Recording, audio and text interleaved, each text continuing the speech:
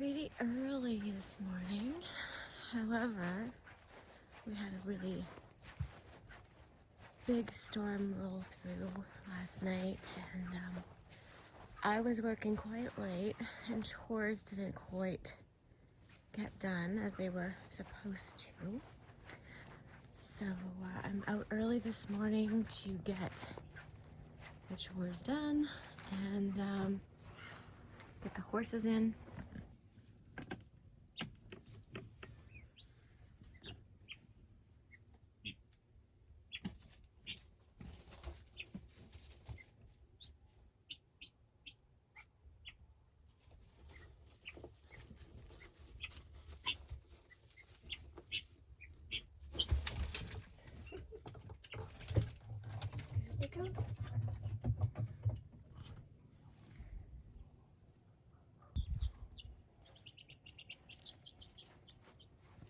Good morning.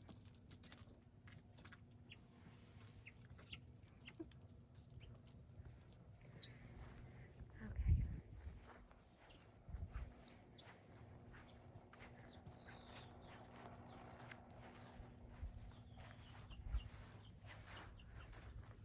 These poor hydrangeas, they just got a little bit too much water, I think. That was a big downpour. Good morning, Sadie. Itchy, itchy, itchy. Let's go let the kitties out. Chaz is away this morning. He had a sleepover with his cousin and his uncle and auntie. And so on days that I do chores by myself, it takes a lot longer with everything. It's usually about 4 hours every day to do all the chores by myself. But when it rains, at least it cuts down the watering, so that's very helpful. However, we do have horses that need extra care. Just an update, we're really excited. The gazebo project has a buyer, and we are very excited of who is buying it, and that'll be announced very soon. But it's a very exciting time, and we're just really grateful that so many people will get to enjoy it and that we were able to share that journey with you. So let's let the crazy kitties out. There you are. Hi, babies. Come on. Come on. Baby Lou. Come on, Gracie.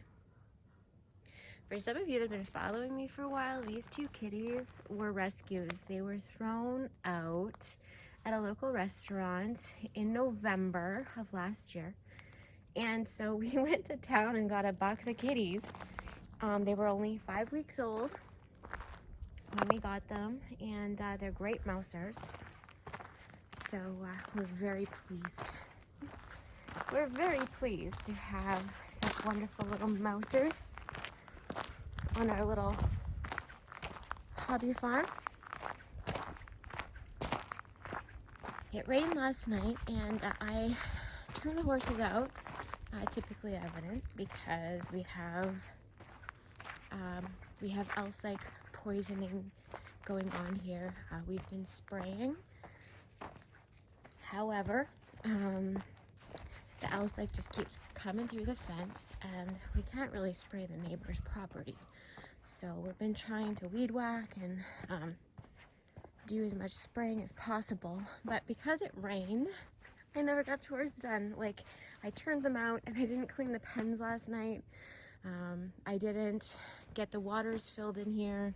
I didn't get a pen set up. I didn't do anything. I just let them out and I runned the house because I was getting soaked. And it really didn't feel like doing anything. So, I guess I will get to it, and then it'll be garden tour time. I can't wait. Bailey! Come on, girl.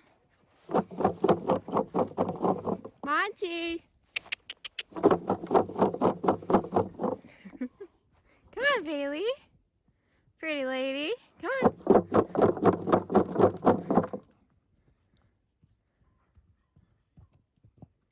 Someone's wheezy today.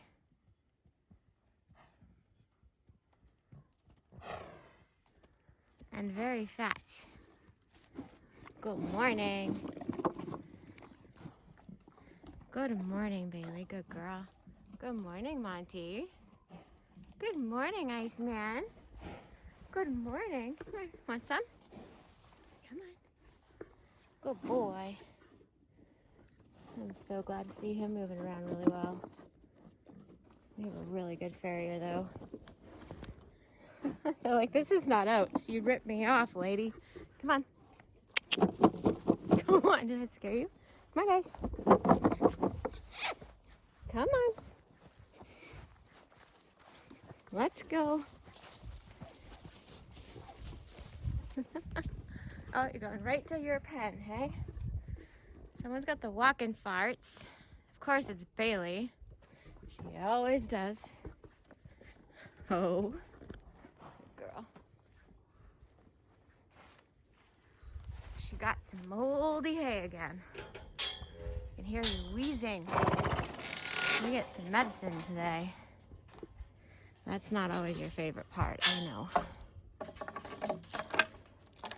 Where's Coconut? Oh, there's Coconut. Come on, buddy. Come on, big boy. Come on. Let's go.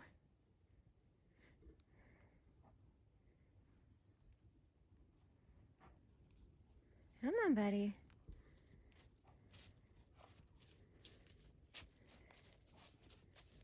Hey, Coconut. He used to be really hard to catch. Hi, buddy. Hi, sweet boy. Bailey's farting. Is that all you do is toot?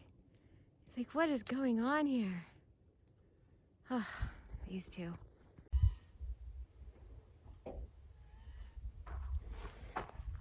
So she's ate some hay that had, it's not very old. The hay's only about a week old.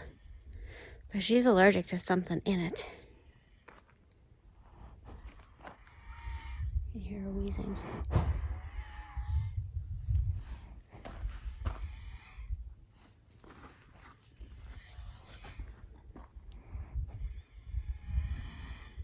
Really hear her wheeze. I'm gonna go give her some herbs in a tea formula and in the mouth, and we'll see what she's like tomorrow.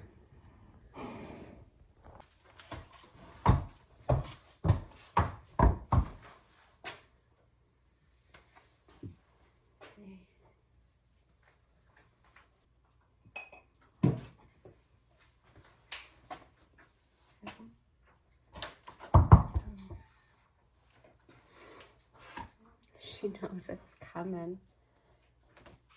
Easy. I know, it's horrible, horrible stuff. Oh, no.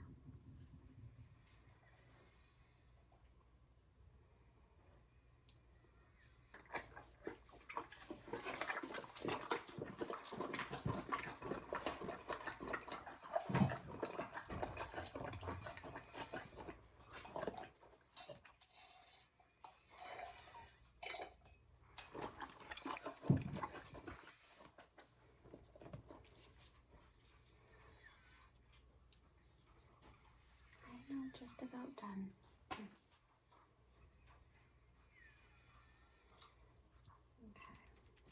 Come on. You're being stubborn.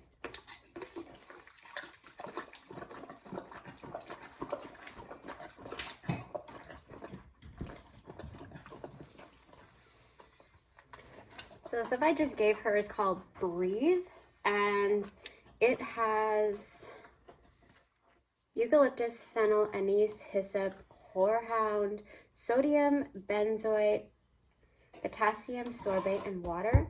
I'm also going to give her a product called Kick the Cough, just because I think this is an allergy more so than hives. She ate just a tiny little bit of really fresh hay, And I'm not sure if it's a trigger from Heaves for the alfalfa Timothy cube she's getting, or if it's just the hay. The hay is good hay, so I don't know. We're just gonna try it and see if she, oh, I can smell it coming through her breath already. She's got minty breath. All right, so in Kick the Cough, it has vitamin C. Kick the Cough. And it's for cough to eliminate hacking, stable cough due to allergies or mild respiratory irritations. I would say that this is a mild respiratory irritation sooner than a Heaves outbreak, or a Heaves, because she's not really, I don't know. It seems like allergies to me. So that's why I'm treating her for allergies. So anyway, the ingredients is apple juice, fennel, menthol, eucalyptus, honey, lemon juice, licorice, and vitamin C.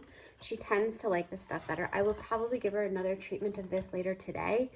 And she should be breathing normal by tomorrow morning. I'll probably do a round of 3 treatments of each, this and the Kick the Cough, or the Kick the Cough and breathe. And I think that she should be good as long as she doesn't get any triggers. And we'll have to figure out what's setting her off, whether it's the new hay or the new bag of alfalfa cubes. Something is doing it to her, so I don't know what it is. Trial and error. Hey, Chaz. You're not going to tell your dad had a horse in the house, right? You're not going to tell your dad had the horse in the house, right?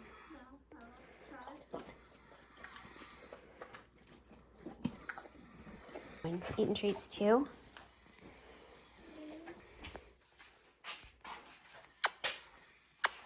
Back up. Back.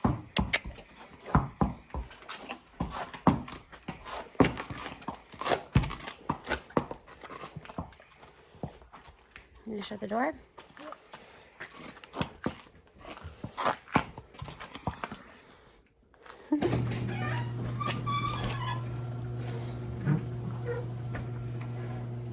Thank you.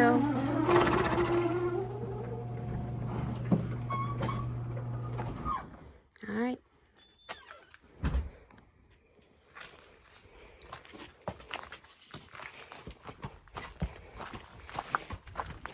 You want to take her, put her back?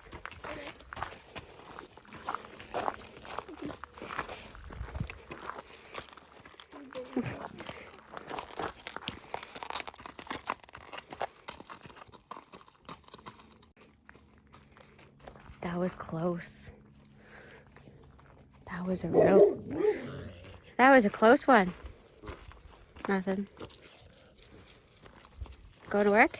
Yeah. Okay, see you. So our experiment has come to a close on the conclusion of the backstrap molasses watering. We actually watered these tomatoes 2 times with the backstrap molasses, as we showed in episode 1, and this was a hack that we had originally adapted from Roots and Refuge on YouTube, and we wanted to see if it actually worked. Yeah. Because we obviously want to grow the best tasting tomatoes, and so we were very surprised at the results.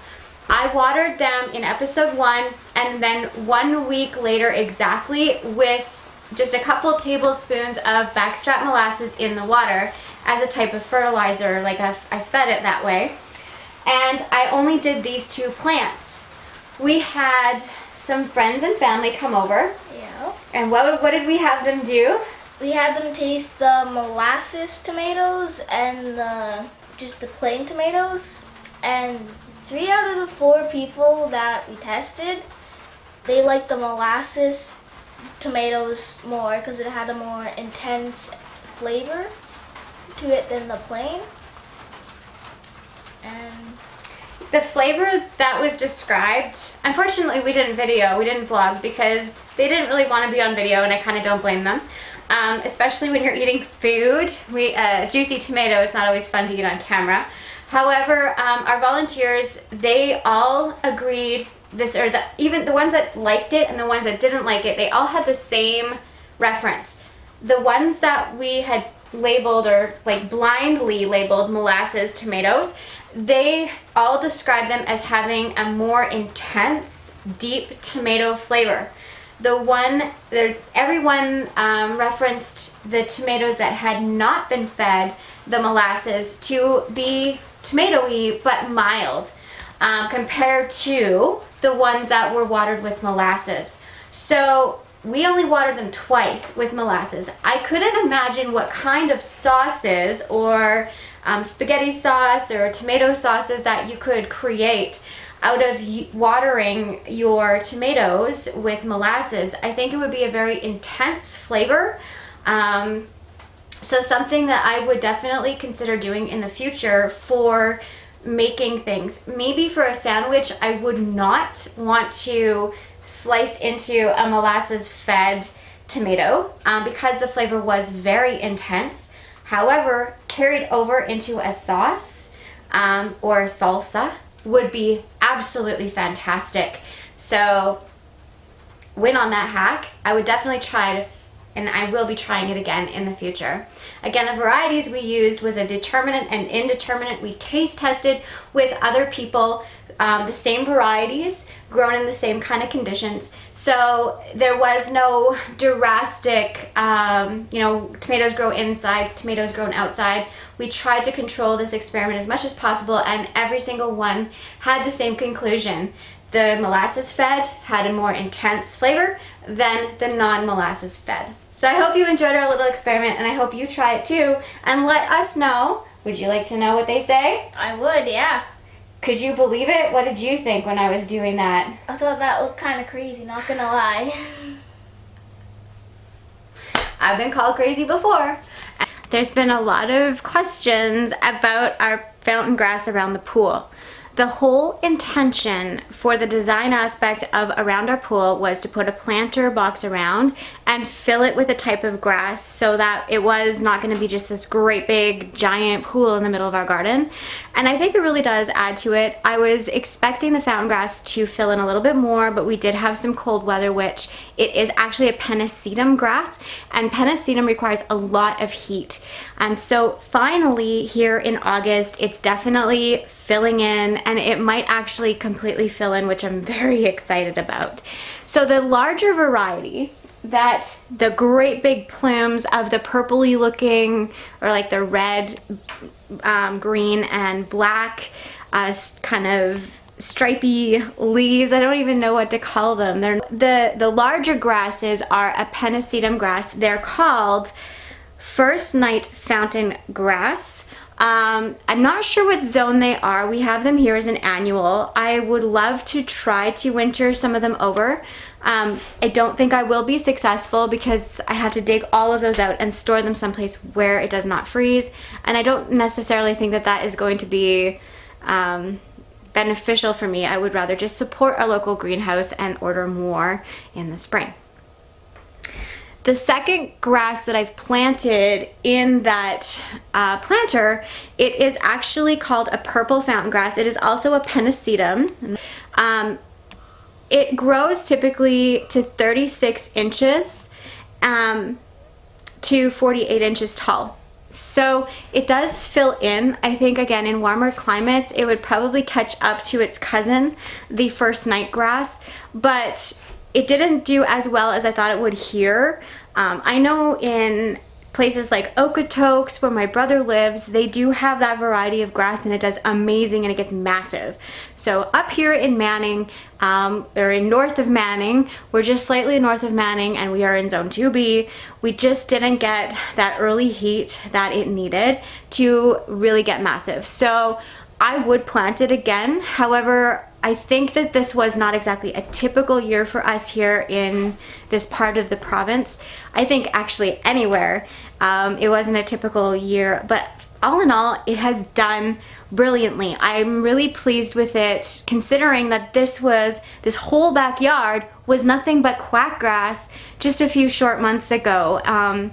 It just blows my mind how you can make things beautiful by spending a couple $100 on some beautiful plants and fill a whole space, transform your space.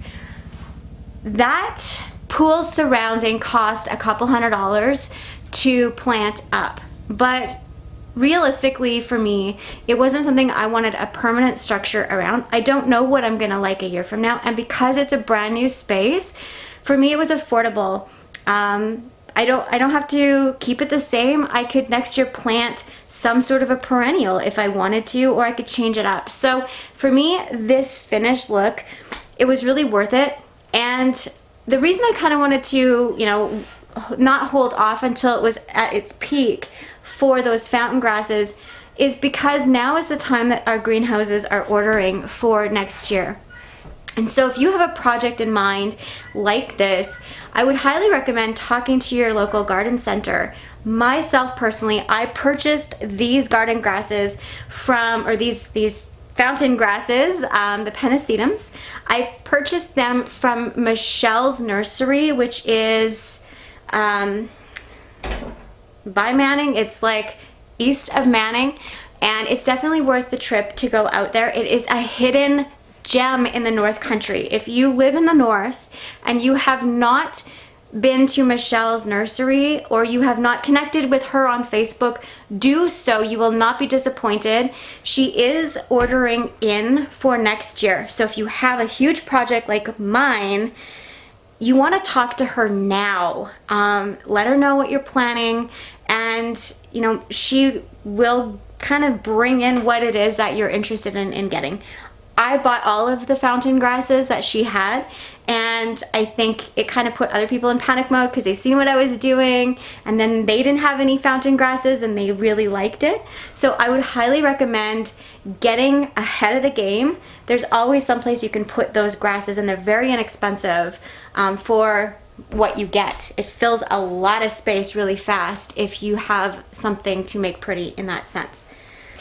I should mention that the first night, the larger variety that's in this planter box right now, it usually gets to be about 4 feet high and 3 feet wide. So in a mature, like in an average year where we get a lot of heat, maybe not so much here in the north, but it would be very close to that height.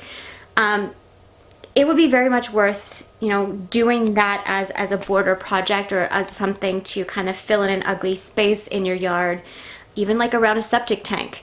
That's probably what I'm going to do next year, is plant some of that in around the septic tank, and then do some like some sort of an annual in front of that, maybe some type of a supertunia that will fill in and be very inexpensive to plant, just to kind of cover up, you know, basically put lipstick on a pig.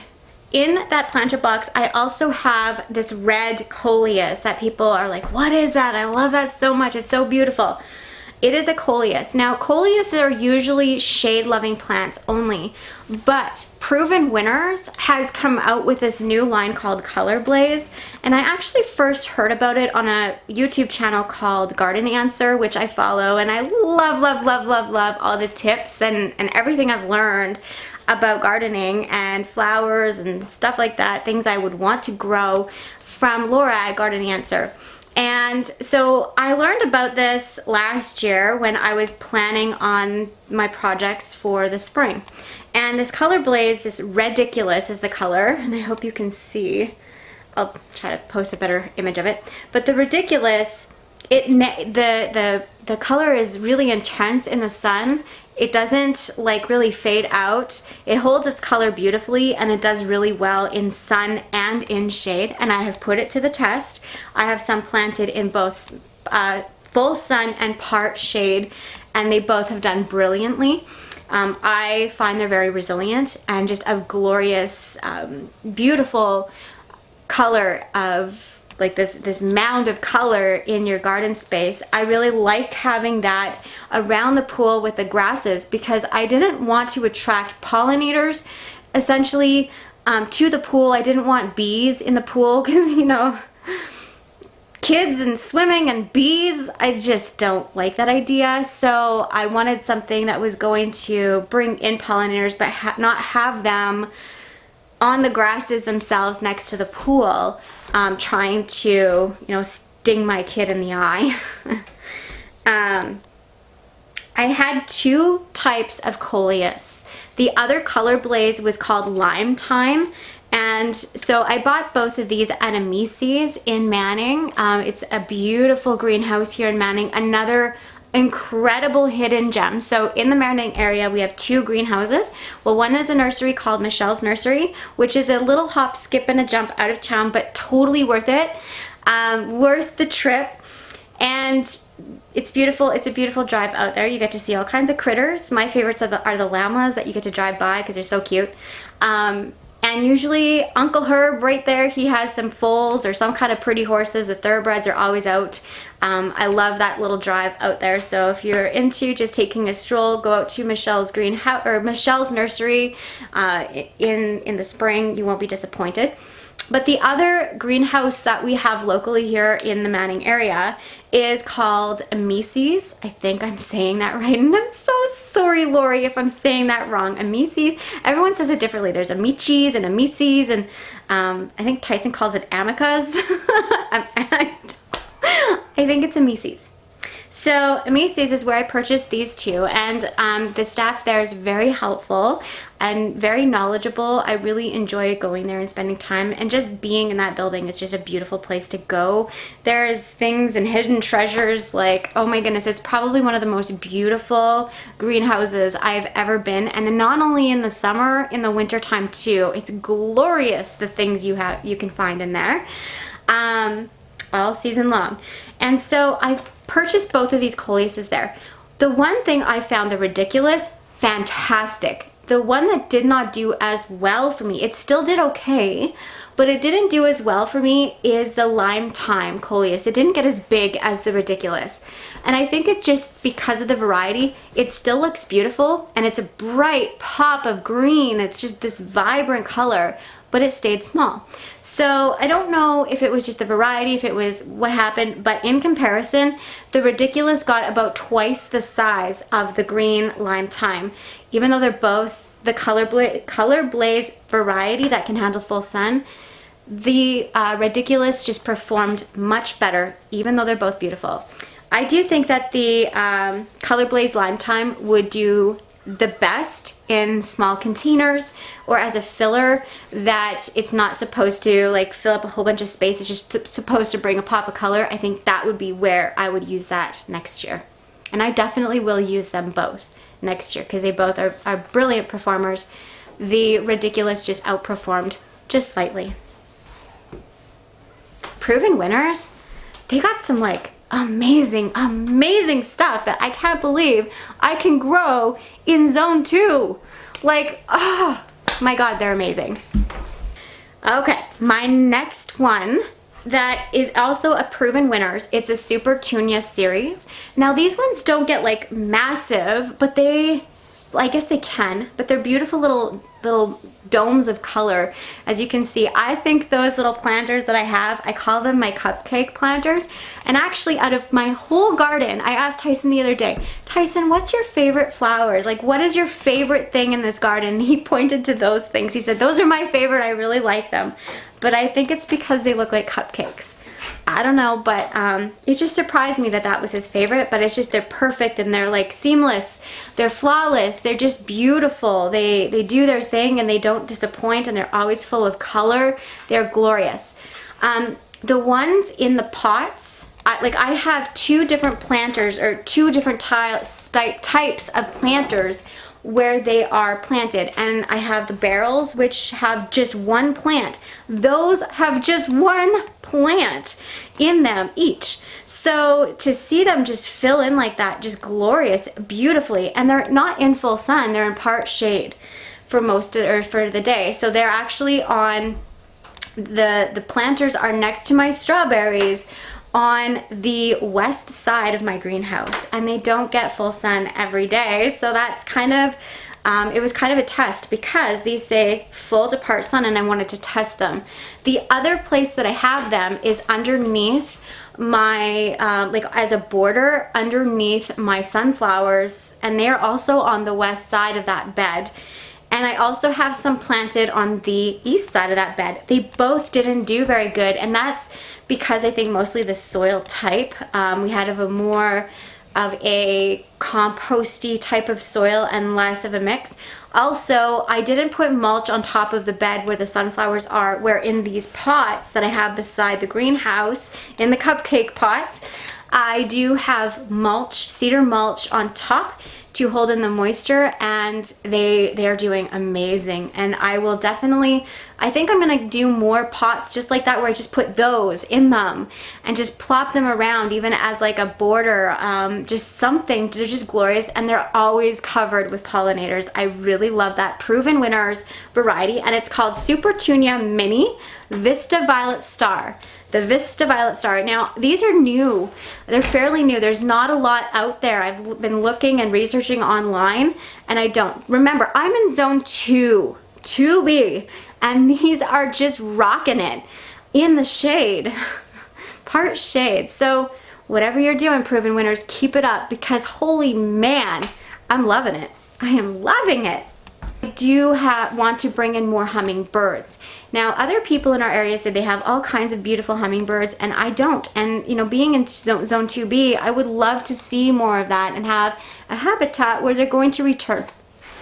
So I did plant some black and bloom. It's called salvia. Now, salvia is a type of sage, and it smells amazing. It is always loaded. Between the sunflowers and the salvia, I have so many pollinators that hang around there. The only problem is that they don't really hang around my cucumbers, which maybe I need to plant some salvia beside my cucumbers or a sunflower so that they'll get pollinated. Or maybe I need to plant more close to my squash, because my squash plants were actually not producing, they were not producing male flowers for my squash, which is odd. I've seen a lot of you comment that our or your squash plants were not producing females. My squash plants up here in 2B, they only produce female flowers and no males early in the season. So I actually took the male flowers, because my pumpkins were not, they completely stopped producing female flowers and they were only producing male flowers. So I was actually having to hand pollinate my squash plants with pumpkin, and so I wasn't planning to save the seeds.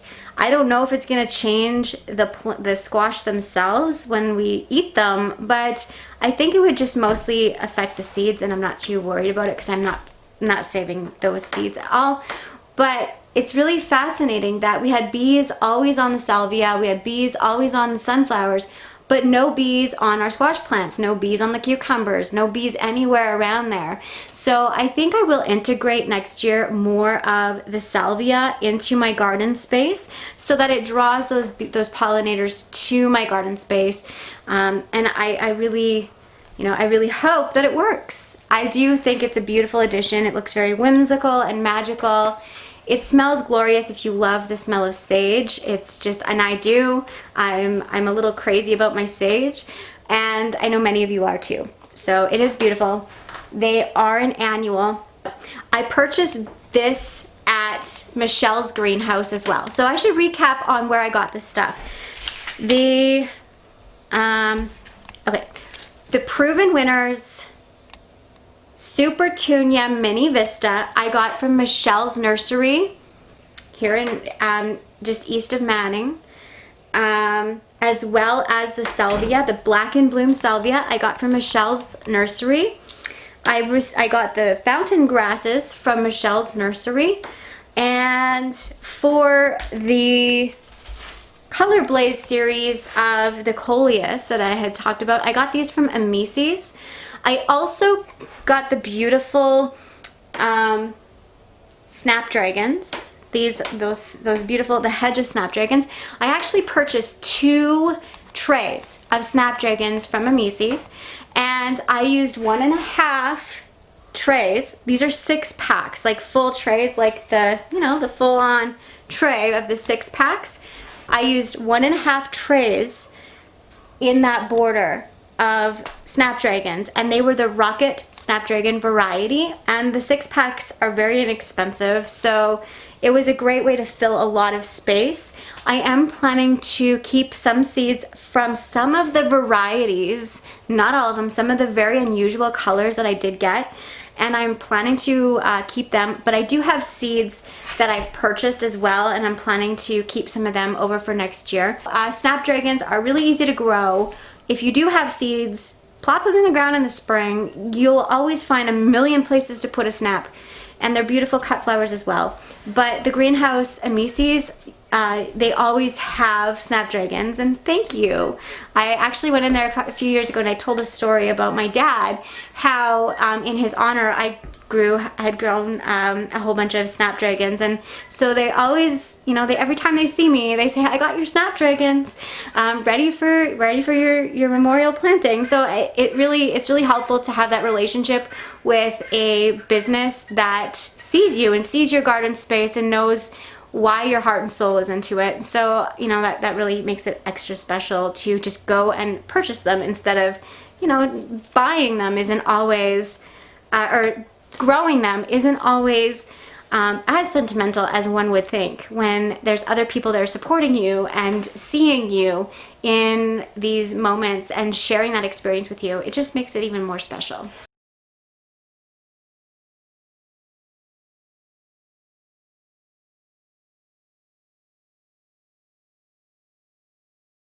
All right, so since she's not really breathing heavy for me or breathing at all, she's holding her breath. I can't tell if she is wheezing, so I'm going to move her around.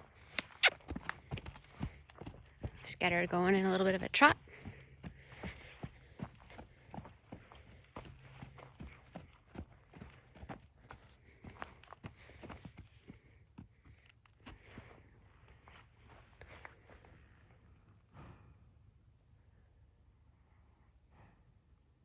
I don't hear any wheezing.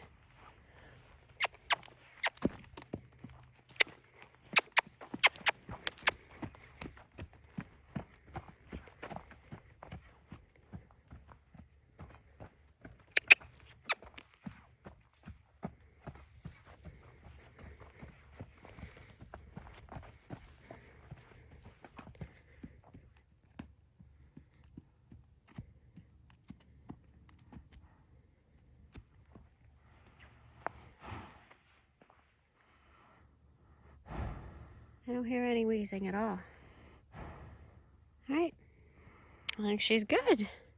I might actually be able to ride her tomorrow.